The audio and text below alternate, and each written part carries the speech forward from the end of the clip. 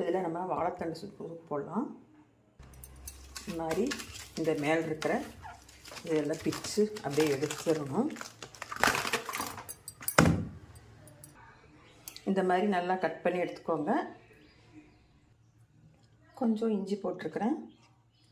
இப்போ நல்லா கழுவி ஜாரில் போட்டாச்சு. இப்போ அடிச்சிடலாம்.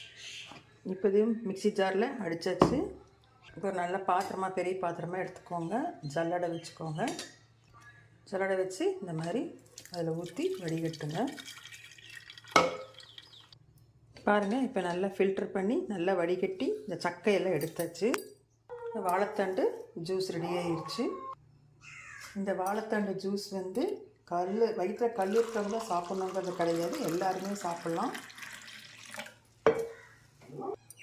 இந்த மாதிரி சாப்பிட்றதுனால வந்தவங்களும் சாப்பிட்லாம், வராதவங்களும் வராமல் இருக்கிறவங்களுக்கு காப்பாற்றிக்கலாம் நம்ம உடம்ப.